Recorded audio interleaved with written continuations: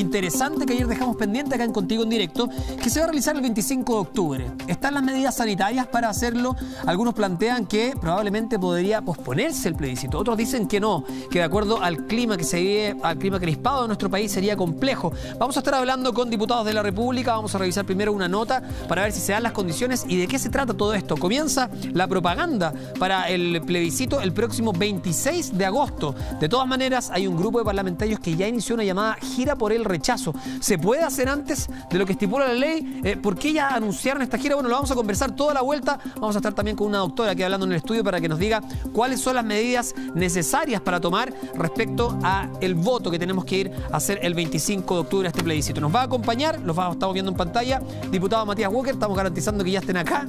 Los saludo. Está también el diputado Jorge Alessandri y la doctora Claudia Saavedra, investigadora de la Universidad Andrés Bello, también presidenta de la SOMICH, que es la Sociedad de Microbiología de Chile. Muchas gracias por estar con nosotros, doctora. Revisamos la nota en conjunto y lo conversamos acá en el estudio.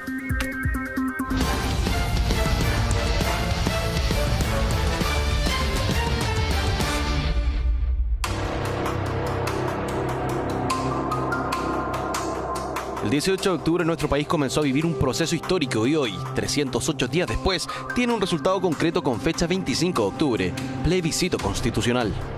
Yo lo primero que quiero partir es agradeciendo a todos los chilenos y chilenas que durante estos 28 días han transmitido un mensaje muy profundo a las instituciones, al país, a la democracia. Tras una larga jornada de negociaciones en la sede del Congreso en Santiago, se dio a conocer el acuerdo alcanzado entre el oficialismo y la oposición para la creación de una nueva Carta Fundamental y que considera el mecanismo para hacerlo y también un plebiscito ratificatorio. Esta es una victoria de todo el país y por lo tanto lo que hacemos acá es ponernos a la vanguardia de la construcción de un verdadero contrato social. Desde ese entonces se han sucedido disputas, quiebres políticos, acusaciones y hasta la llegada de una pandemia mundial para que este proceso histórico pueda llevarse a cabo. Y es que muchas veces, pensando en lo gravitante que puede llegar a ser el voto para este proceso histórico, la población se ve en medio de interminables debates políticos que decantan en la confusión de las personas. De esta manera, queremos ayudar a entender las opciones, la importancia que tiene y dejar un poco de lado la casi nula educación cívica que se da a la población y llegar a votar el 25 de octubre sabiendo de qué trata todo. Vamos por parte. Primero, expliquemos qué significa un plebiscito.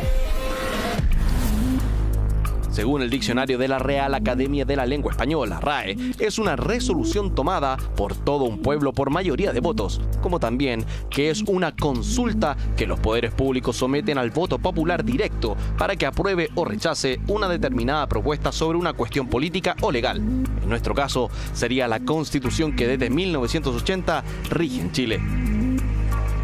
Buscamos a políticos de distintas bancadas para que nos explicaran el segundo paso después de aprobar o rechazar la nueva Constitución, que son la Convención Mixta y la Convención Constituyente. La Asamblea Constituyente, que son finalmente personas 100% electas. La Convención Constitucional es 100% electa por la ciudadanía. Igualmente integrada por hombres y mujeres y con independientes, y además ahora se está legislando para que existan escaños reservados para los pueblos originarios. O por una convención mixta, en que el 50% de los integrantes será compuesto por personas elegidas por votación popular y el otro 50% serán actuales parlamentarios en ejercicio. Cuando tú empiezas a estudiar el tema del contenido, mucha gente entiende que no es necesario hacer una nueva, sino que sí modificar las cosas. Esto es una constitución que viene desde el año 80. Tenemos una oportunidad histórica como país, no solo frente a nuestra propia historia, sino frente al mundo, de poder hacer un proceso constituyente verdaderamente democrático, participativo, paritario, en donde haya mitad hombres, mitad mujeres, en donde los pueblos originarios tengan escaños reservados. El abogado Jaime Baza es doctor en Derecho y erudito en el tema que estamos tocando en este reportaje. Queremos que nos deje muy claro lo que significan cada una de las opciones que estarán en la papeleta el 25 de octubre. La Convención Constitucional o Asamblea Constituyente es un cuerpo de representantes colegiado, ¿verdad?, que tiene por única finalidad, cuyo único encargo es redactar una nueva Constitución. Y la principal diferencia con la convención mixta es que en la convención constitucional el 100% de los integrantes son elegidos por sufragio universal y en votación directa, mientras que en la convención mixta el 50% va a ser designado por el Congreso Nacional. Esa es la principal diferencia. ¿Y habrá paridad de género en sus integrantes? La convención constitucional va a ser paritaria, en el sentido de que la mitad de sus integrantes van a ser hombres y la otra mitad van a ser mujeres, mientras que esa dimensión paritaria de la convención constitucional no se va a verificar en la convención mixta. Mira, tengo entendido que el CERVEL está confeccionando un protocolo para este tipo de cosas. La verdad que no lo he leído, pero sí sé que están preocupados del tema. Incluso hace poco leí que estaba pidiendo presupuesto. Las preguntas las hacen. La incertidumbre de si están en lo correcto o no a todos nos puede pasar, pero si alguien debe hacer el trabajo para que al momento de sufragar todo esté en orden, es el servicio electoral. Conversamos con Patricio Santamaría, presidente del Consejo Directivo del CERVEL, para que nos explicara las facultades que poseen y acciones que realizarán para que la elección sea segura, participativa e íntegra. Están aprobadas diversas facultades, fundamentalmente orientadas a facultades sanitarias, pero van desde la constitución, la instalación, el funcionamiento de las mesas, hasta el establecimiento de este protocolo sanitario. Vamos a tener facultades para establecer cómo se instalan y se construyen las cámaras secretas.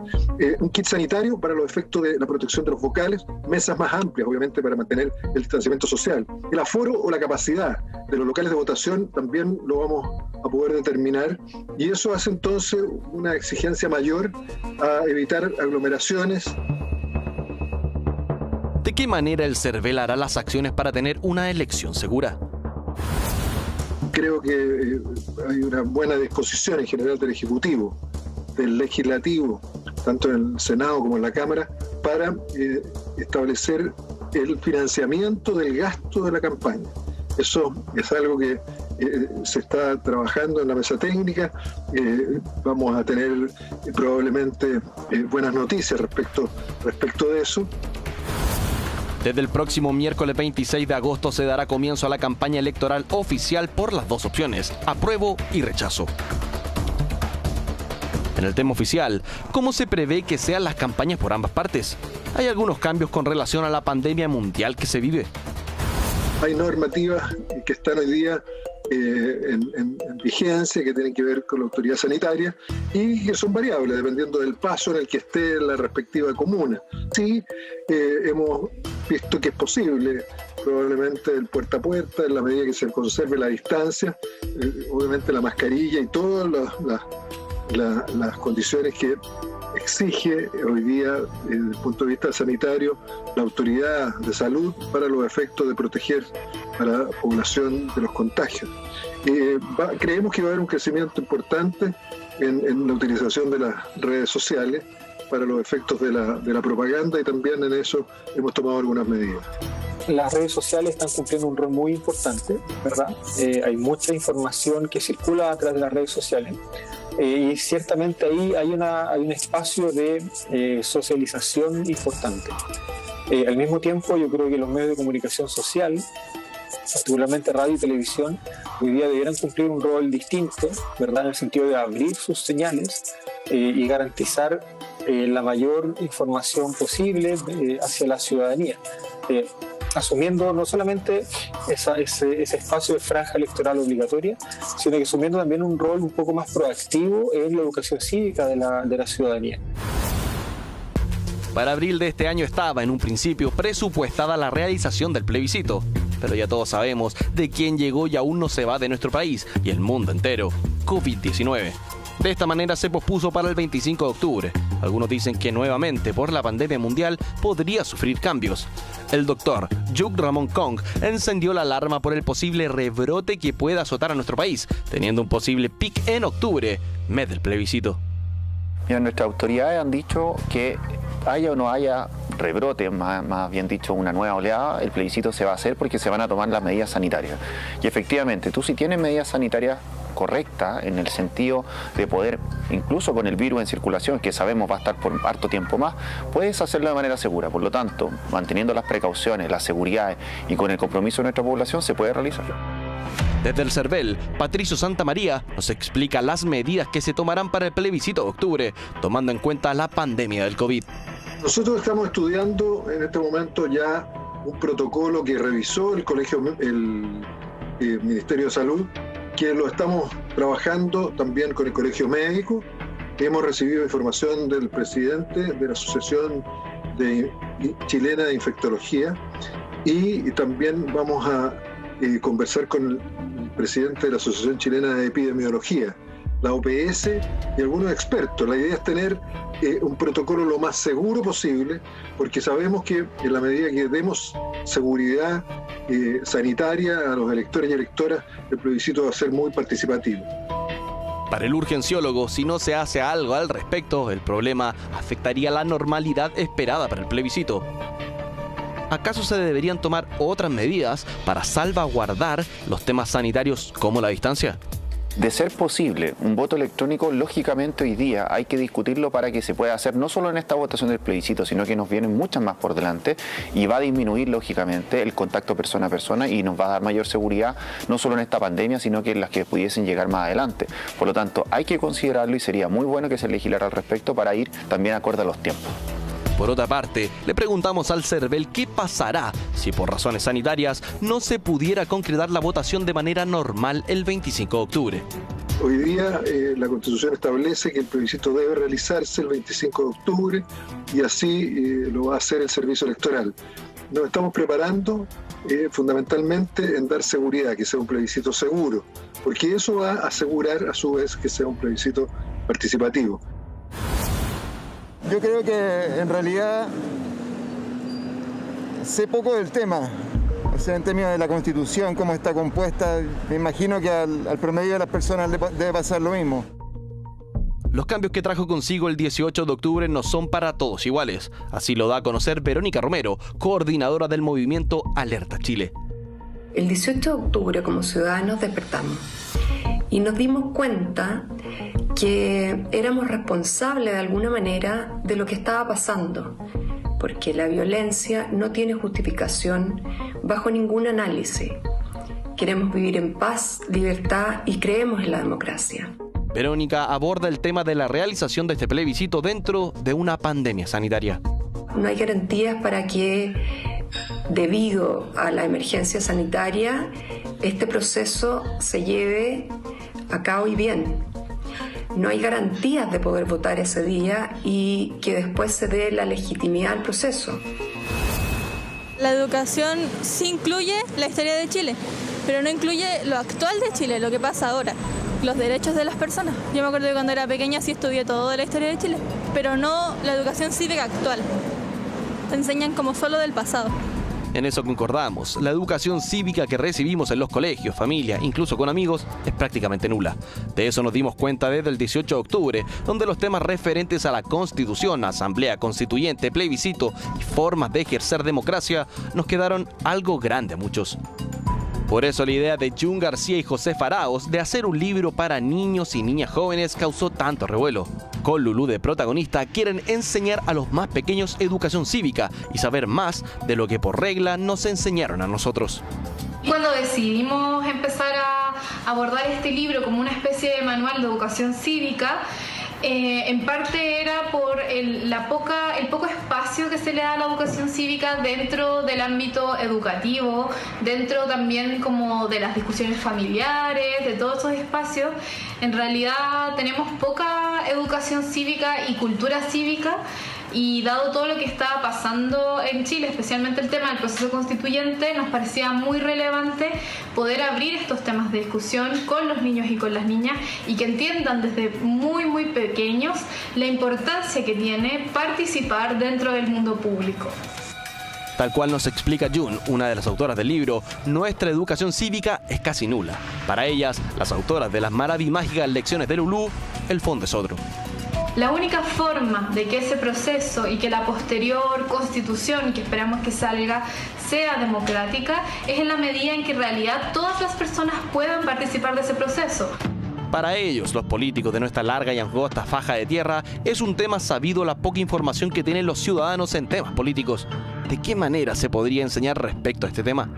Son muchos, son millones de chilenos que ven en la Constitución un mecanismo para destrabar aquellos obstáculos que nos llevan a un mejor desarrollo, a mejores políticas públicas. Es fundamental, ojalá, que este plebiscito que vamos a vivir en un par de meses más implique también el pensar cómo chilenos finalmente estamos educando no cívicamente a los niños o a los jóvenes y por supuesto que también a los adultos. Yo creo que sería fundamental, por ejemplo, que se vuelva a instalar en los colegios, en la educación básica y en la educación media, la educación cívica. Muy poco tiempo logramos recuperar las clases de educación cívica para los liceos y colegios. Y hoy día, en el contexto de la pandemia y el contexto del proceso constituyente, se hace más imperativo que nunca poder realizar campañas de información. Haber perdido ese ramo ha significado una suerte de desconocimiento de muchas cosas. Aún es tiempo que la gente se informe de lo que es nuestra actual Constitución y los derechos que consagra, porque al votar desinformado es fácil caer ante falsas promesas y expectativas que se puedan generar.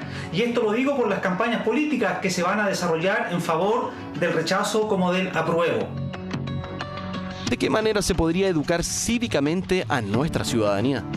Hemos tenido discusiones recientes muy polémicas, muy intensas, relacionadas, por ejemplo, con el 10% del retiro de los fondos previsionales y otras por el estilo, que han volcado de alguna manera la ciudadanía hacia la discusión parlamentaria, lo que ha permitido que la gente se entere de cómo funciona, por ejemplo, el Congreso Nacional. El hecho de que muchas transmisiones, muchas sesiones de sala y de comisión en la Cámara y en el Senado se hayan transmitido abiertamente y que la gente las haya sintonizado y las haya visto, da cuenta, creo yo, de un tipo de interés distinto que hasta ahora probablemente no habíamos visto. Yo creo que todo eso forma parte de este nuevo ciclo político, donde la gente de alguna manera se ha dado cuenta de que es muy importante que se involucre, que participe, y esa dimensión de educación cívica cobra ciertamente mayor relevancia. Estamos presentando Contigo en Directo. Ya, estamos con nuestro panel para debatir este tema interesantísimo. Es un día, una jornada histórica nuevamente.